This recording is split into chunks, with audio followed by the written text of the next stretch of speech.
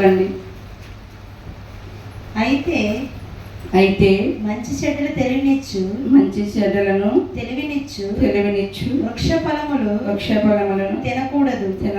నీవు వాటిని తిని దినమున నిశ్చయముగా చచ్చెదవని నరునికి ఆజ్ఞాపించెను. చాలు.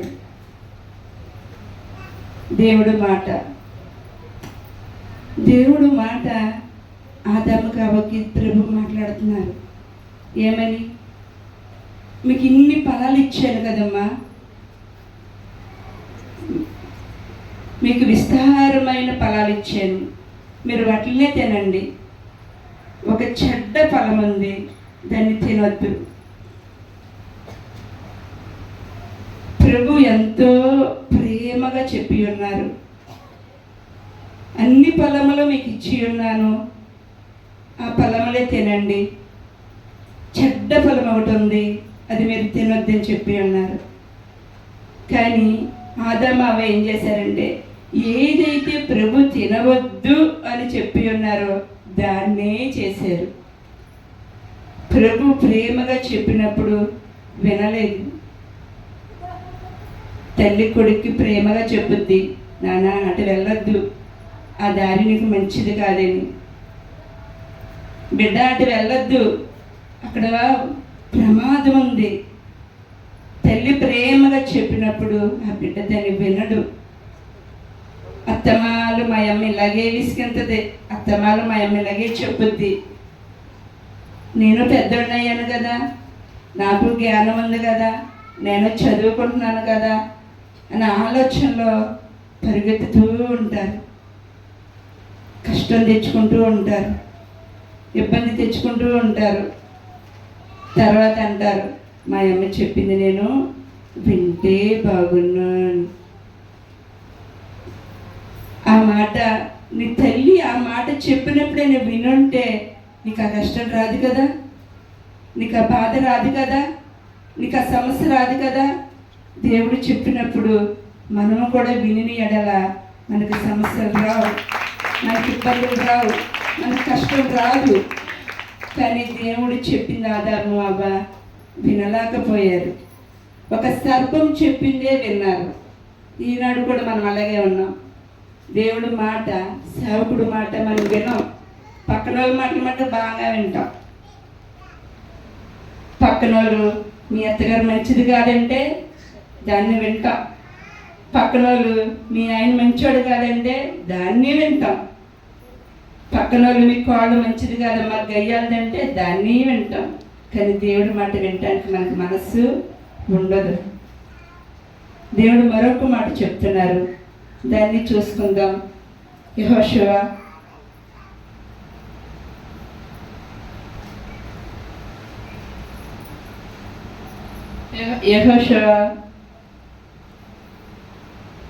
6:18 శపింపబడిన దానిలో కొంచెమైనను మీరు తీసుకున్న ఎడల మీరు శాపగ్రస్తులై ఇశ్రాయేలు పాలెముకు శాపము తెప్పించి. చాలండి. ఇక్కడ యెహోషువ ద్వారా దేవుడు మాట్లాడుతున్నాడు. యెహోషువ ద్వారా దేవుడు ఏం మాట్లాడుతున్నాడంటే, ఒక దేశం మీదకి యుద్ధానికి వెళ్తారు. ఆ దేశమంతా కూడా నాశనం చేయమని ప్రభు ఆజ్ఞిస్తాడు. దాంట్లో ఒక్కడు కూడా మరి ముట్టుకోవడానికి వీల్లేదు, ఒక్కడు కూడా తీసుకోవడానికి వీల్లేదని ప్రభు చెప్తూ ఉంటారు. కానీ మనం మాట అన్నాం కదండి, మంచి మాట మనకి ఎప్పుడు కూడా పనిచేయదు. చెడ్డ మాట మట్టుగా చెవులు బాగా పెట్టి వింటాం. దేవుడు చెప్పినప్పుడు వాళ్ళ మాట వినలేదు.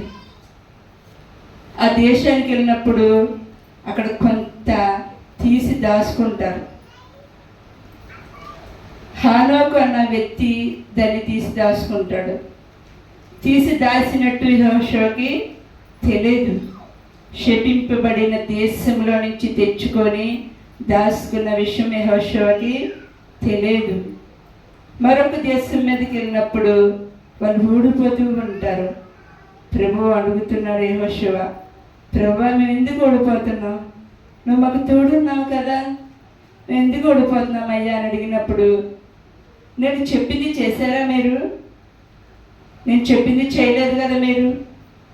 నేను ఏదైతే వద్దంటున్నానో దాన్నే కావాలంటున్నారు.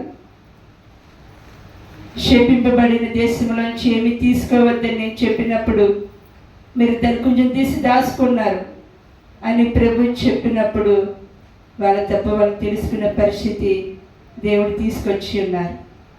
ఏ వ్యక్తి అయితే తీసి దాసాడో ఆ వ్యక్తిని ప్రభు చంపేమన్నారు. ఎందుకని? దేవుడి మాటకి లోబడాలి. దేవుడి మాటకి మనం ఎప్పుడూ లోబడి ఉండాలి. మన బతుకులు బాగోవాలన్నా, మన కుటుంబం బాగోవాలన్నా, మన స్థితిగతులు మారాలన్నా, మన బిడ్డలు మంచి భవిష్యత్తుతో మంచి పొజిషన్లో ఉండాలన్నా, మనం దేవుడికి మాటకి లోబడి ఉన్నప్పుడు మన జీవితాలు ఎంతో బాగుంటాయి. దేవుడు వద్దమ్మా అని అంటే దానికే పరిగెత్తుతాం. నీ కూతురికి ఆ వివాహం దేవుడు వద్దమ్మని చెప్పినప్పుడు వాళ్ళు ఉన్నవాళ్ళండి, వాళ్ళ ఆస్తిపరులండి, అలాంటి సంబంధం మరొకటి రాదండి అని చేస్తూ ఉంటారు. తర్వాత నీ కూతురు ఎంత అదన పడుతుందో నువ్వు చూస్తున్నావా? దేవుడు చూస్తున్నాడు. దేవుడు వద్దన్న పని మనం మానుకోవాలి. దేవుడు చెయ్యమన్న పని మనం చెయ్యాలి. దేవుడి మాటకు మనం లోబడాలి. దానికి నిదర్శన మా పాస్టర్ గారి. ఎందుకంటే దేవుడు వద్దన్న పని ఆయన ఎప్పుడూ చెయ్యరు. దేవుడు చేయమన్న పని ఎవరు చెప్పినా మానరు. ఎందుకంటే ఎన్నో అవమానాలు, ఎన్నో నిందలు, ఎంతో హేళన, కానీ ప్రతిదానికి తల ఉంచుకున్నారు దేవుడి మాటను బట్టి. అయిన వాళ్ళే శత్రువులుగా మారిపోయారు. అయినా దేవుడి మాటను బట్టి తల ఉంచుకొని ఉన్నారు. మా బంధువులు వాళ్ళు విగ్రహారాధనలో చేసినప్పుడు ప్రభు వెళ్ళొద్దన్నారు. నా పాస్టర్ గారు వెళ్ళలేదని ఎన్నో నిందలేసారో, ఎన్నో అవమానించారో తెలుసా? అన్నిటికీ ఓర్చుకొని దేవుళ్ళు నిలబడ్డారు. దేవుడి మాటకి లోబడ్డారు. ఈనాడు గొప్ప సేవకుడిగా దేవుడు నిలబెట్టి ఉన్నాడు. ఒక మనిషి మాట నిన్ను కుంగదీసేద్ది. ఎంత కుంగదీసేద్దంటే, ఎందుకా నాకు ఈ బతుకు, చచ్చిపోతే బాగుండు కదా అని కుంగదీస్తుంది. నేను ఇంక చర్చికి వెళ్ళను అన్న మాట కూడా వస్తుంది. నాకు దేవుడు వద్దు అన్న మాట కూడా వస్తుంది. మనిషి మాట అంతగా కుంగదీస్తుంది. కానీ దేవుడి మాట నిన్ను బలపరుస్తుంది. ఆయన మందిరంలో నిన్ను ఆనందింప చేస్తుంది. ఆయన మందిరంలో నీకు నెమ్మదిస్తుంది. ఆయన మందిరంలో ఎలలేని ఆశీర్వాదాలు దేవుడు నిన్ను దీవించేటట్టు వస్తాయి. కానీ ఆయన మందిరంలో ఆనందింపే మనస్సు మనకుందా? దేవుడి మాటకి లోబడే మనస్సు మనకుందా? దేవుడు చెప్పేది చేసే మనస్సు మనకుందా? ఎందుకంటే మా పాస్టర్ గారికి అనారోగ్యం వచ్చినప్పుడు, డెంగ్యూ ఫీవర్, జ్వరం వచ్చినప్పుడు అయిన వాళ్ళే ఓదార్పులేని మాట నాకు. చచ్చిపోతాడంట, బతకడంట, వెళ్ళడానికి ఇంట్లోంచి బయటకు రావడానికి కూడా భయమేసేది నాకు. ఇంట్లో ధైర్యంగా ఉండేదాన్ని. మా ఇంట్లో చాలా ధైర్యంగా ఉండేదాన్ని. గుమ్మం దాటేస్తే భయమేసేది నాకు, ఎవరేమంటారా అని. కానీ ఎవరి మాట లెక్క చేయాల, దేవుడి మాటకు లోబడ్డా. ఎందుకంటే ప్రభు, నా కుమార్తె నువ్వు భయపడకు, 7 రోజుల్లో నీ భర్తని నీ ఇంటికి పంపుతానని వాగ్దానం చేసేది. అయిన వాళ్ళు ఆదరించలేదు నన్ను. ఎవ్వరు కూడా ఇద్దరు బిడ్డలెట్టుకొని ఇంట్లో అలాగే ఉండేదాన్ని. 7 రోజులు కూడా కనీసం తింటుందో ఉంటుందో, అలా ఆయనకు ఒంట్లో బాగాలేదు కదా, అసలు ఏం చేస్తుందని చూసిన వాళ్ళు లేరు నన్ను. కానీ నా దేవుడు చూశాడు. నా దేవుడు మాట నేను నమ్మాను. ఆ మాటలు బట్టి ఈరోజు పరిపూర్ణ ఆరోగ్యవంతులుగా సేవకుని దేవుడు నిలబెట్టి ఉన్నారు. దేవుడు మాటకి ఎప్పుడు కూడా తల ఉంచుకొని మనం ఉన్నప్పుడు మన తలనెత్తేవుడిగా దేవుడు చేస్తాడు. ఎన్నడూ సిగ్గుపడనివాడు దేవుడు. ఎన్నడూ అవమానించడు దేవుడు. నీ బంధువులు అవమానిస్తారేమో, నీ బంధువులు నిందిస్తారేమో, కానీ దేవుడు అంటివాడు కాదు. హృదయానికి హత్తుకునే గొప్ప దేవుడు. అటు దేవుడు మనం కలిగి ఉండడం కూడా ఎంతో అదృష్టం. మరొక మాట దేవుడు వాక్యంలో చేసుకుందామండి.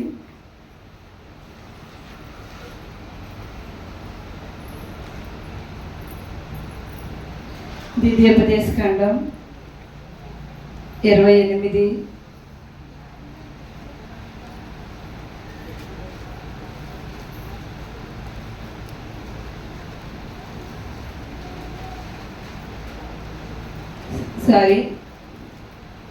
ద్వితీయోపదేశకాండం 1:42.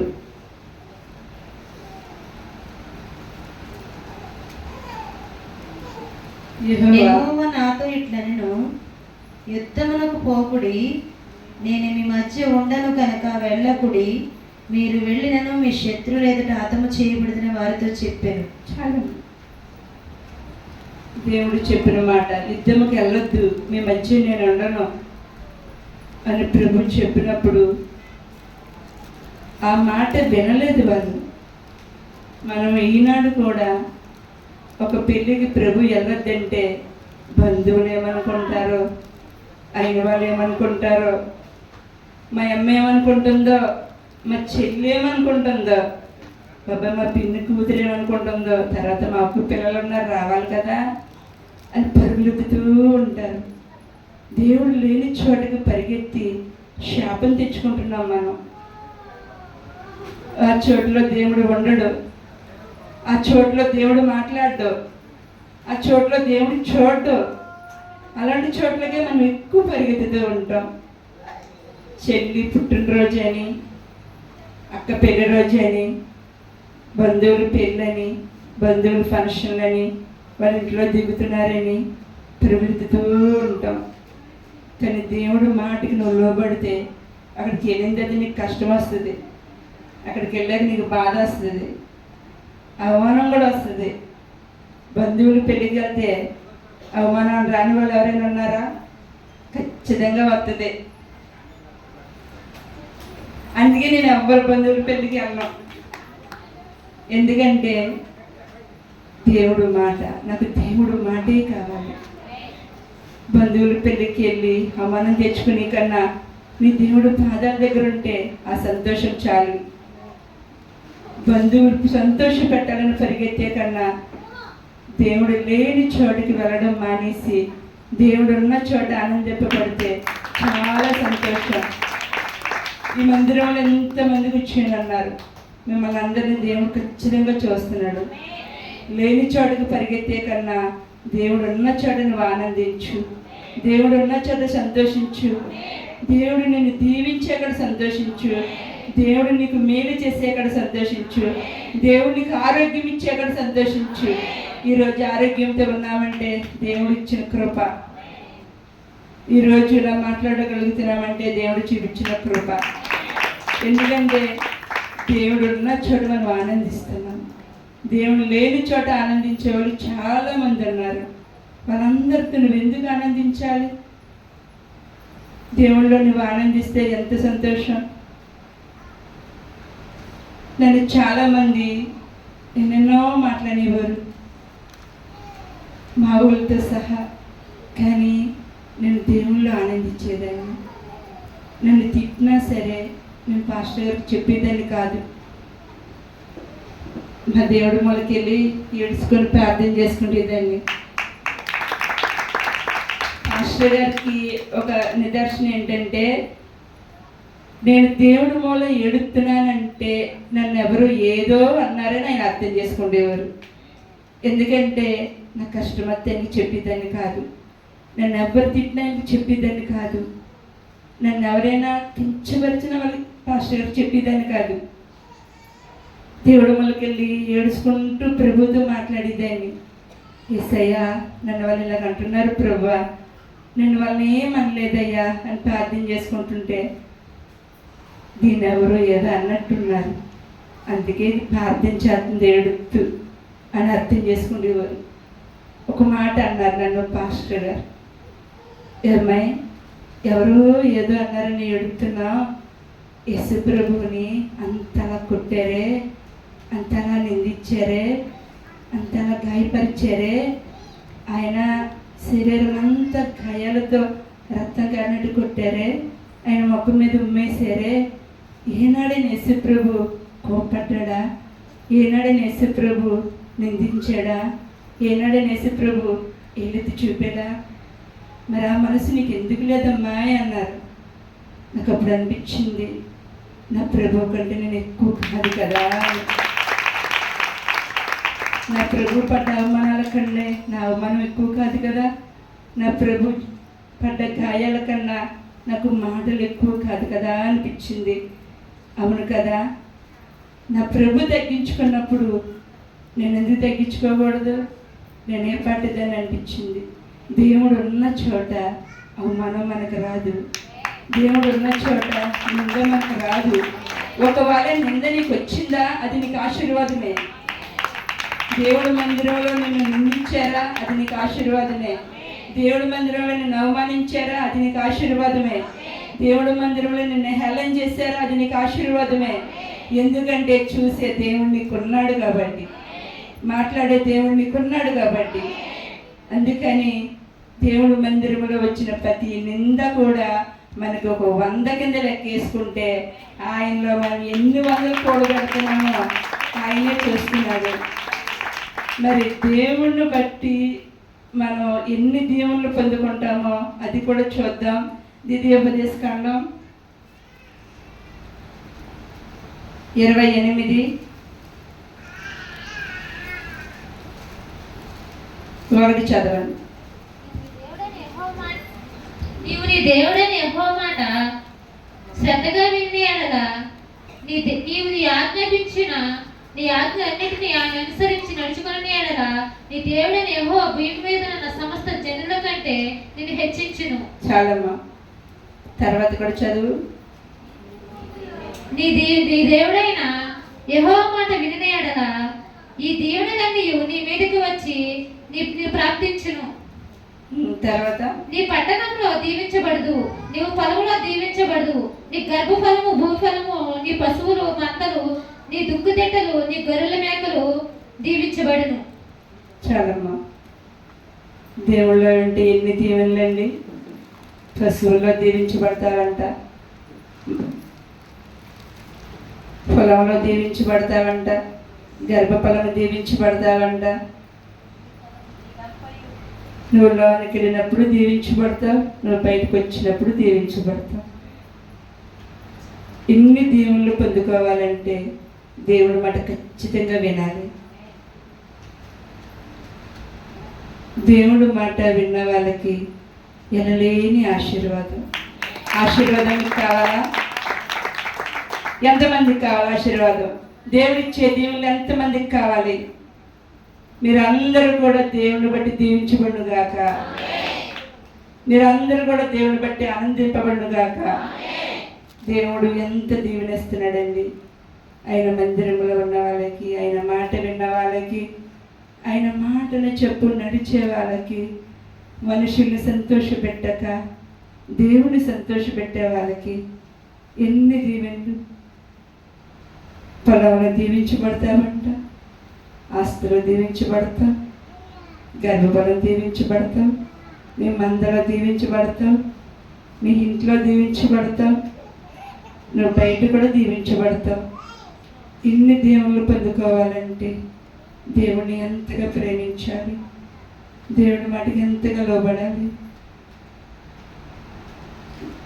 బంధువులను వదిలేసుకోమని ఎవ్వరూ చెప్పరు, కానీ అన్నిట్లో పాల్గొనవద్దు. అన్నిట్లో అంటే ఆల్రెడీ మీకు అర్థమైపోయే ఉంటుంది. వాళ్ళు చేసే ఇట్లలోని, పెళ్ళిళ్ళలోని, ఫంక్షన్లోని దేవుడికి అనుకూలంగా చేస్తున్నారా? కొంతమంది క్రైస్తవులు ఎంతమంది అండి దేవుడికి అనుకూలంగా చేస్తున్నారు? దేవుడి మాటను బట్టి చేస్తున్నారు. దేవుడి మాటకి ఎంతమంది లోబడుతున్నారు? మందిరంలో ఒకలాగా, ఇంటికి వెళ్ళాక ఒకలాగా. మందిరంలో ఉన్న నీవు మందిరంలో ఉన్న బిడ్డలాగా ఇంటికాడ కూడా ఉంటే ఎంత ఆశీర్వాదపడతావు. మందిరంలో మౌనంగా ఉంటావు, మనసారా దేవుడిని ఆరాధిస్తావు, దేవుడి మాటలన్నీ హృదయంలో భద్రపరుచుకుంటావు. మరి ఇంటికి వెళ్ళాక ఆ పద్ధతి ఎందుకు ఉండటం లేదు? ఇంటికి వెళ్ళిన తర్వాత మనుషుల మాటలు వినడం, మనుషుల మాటలు హృదయంలో పెట్టుకోవడం, మనుషుల మాటలను బట్టి నడవడం, మనుషుల మాటలను బట్టి చేయడం. మరి దేవుడి మాట ఎక్కడ పెడుతున్నారు? నీ హృదయంలో మనిషి మాట ఉందా? దేవుడి మాట ఉందా? దేవుడు వద్దు, శపింపబడిన దాన్ని తీసుకోవద్దంటే తీసుకొని దాచుకున్నాడు హనోకు, ఆకాను.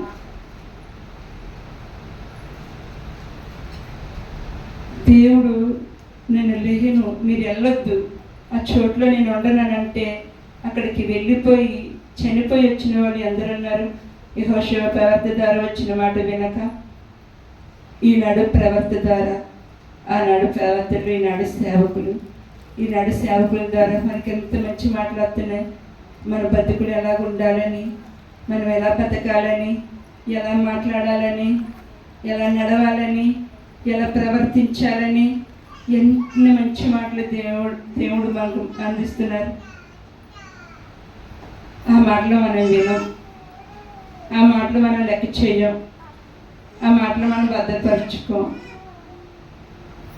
సేవకుడు ద్వారా దేవుడు మాట్లాడితే ఇలా ఉంటే నువ్వు నా రాజ్యంలో ఉంటావని ప్రభు చెప్తున్నాడు, ఇలా నడిస్తే నువ్వు నా రాజ్యంలో ఉంటావని ప్రభు చెప్తున్నాడు, ఇలా మాట్లాడితే నా రాజ్యంలో నువ్వు ఉంటావని ప్రభు చెప్తున్నాడు, ఇలా ప్రవర్తిస్తే నా రాజ్యంలో నువ్వు ఉంటావని ప్రభు చెప్తున్నాడు. దేవుడి మాట వినం. మనకు కష్టం వస్తే ప్రభా నువ్వు ఉన్నావా, మనం చూస్తున్నావా, నేను ఎంత బాధలో ఉన్నాను, వారం వారం నీ మందిరానికి వచ్చేస్తున్నాను, నెలకు ఒకసారి నీ మందిరానికి వచ్చేస్తున్నాను, నన్ను చూస్తున్నావా? కానీ దేవుడు చెప్పినట్టు మనం ఎక్కడ నడుచుకుంటున్నాం? దేవుడు చెప్పినట్టు మనం ఎక్కడ చేస్తున్నాం? ఈ దారిలో నువ్వు నడవద్దమ్మా, ఆ దారి నీకు కష్టం అమ్మా, ఆ దారి నీకు వేదనమ్మా అని చెప్తున్నాడు ప్రభు. ఆ మాట మనం వినం. పాస్టర్ గారికి పనే ఉందిలే, ఎంచేపు అలాగే చెప్తారు, ఇదొకటి మట్టిగా అంటారు. అది నువ్వు తినొద్దమ్మా, అది నీకు విషమవుతుంది, అది నువ్వు తినొద్దు, అది నీకు అనారోగ్యం వేస్తుంది, ఆరోగ్యాన్ని అవ్వదు, అది తినొద్దంటే నా ఇష్టం, నేను తింటాను. పాస్టర్ గారికి పనే ఉంది అలాగే చెప్తారు. పాస్టర్ గారు కాదు, సేవకులు చెప్పే ప్రతి మాటలో దేవుడి మాట ఉంటుంది. సేవకులు చెప్పే ప్రతి మాట దేవుడి మాటే కాబట్టి మనం దేవుణ్ణి గణపరిచే వాళ్ళగా ఉండాలి.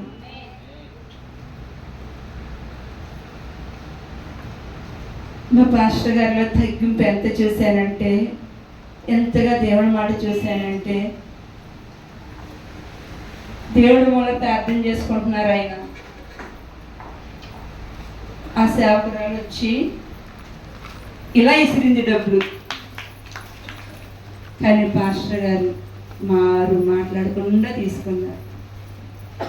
నేను అనుకున్నా, పాస్టర్ గారు అలా అవమానించినట్టు ఇచ్చింది కదా ఆవిడంటే, దేవుడు చూసుకుంటారు, ప్రతిదానికి దేవుడు చూసుకుంటారు. ఈ సేవ పరిచయం అంతా దేవుడు కనిసైగుల్లో నడుస్తుంది, దేవుడు మాటను బట్టి నడుస్తుంది, దేవుడు చిత్తానుసారంగా నడుస్తుంది. ఈ సేవ పరిచయంలో ఉన్న బిడ్డలందరూ కూడా దేవుని బట్టి దీవించబడుగాక, దేవుని బట్టి ఆశీర్వదించబడుగాక, దేవుని బట్టి మేలు పొందుకునుగాక. ఈ సేవ పరిచయంలో ఉన్న బిడ్డలందరూ కూడా యెహోవా అగ్ని చాలా ప్రార్థన మినిస్ట్రీలో ఉన్న బిడ్డలందరూ దీవించబడుగాక. ఈ కొద్ది మాటలు దేవుడు దీవించునుగాక.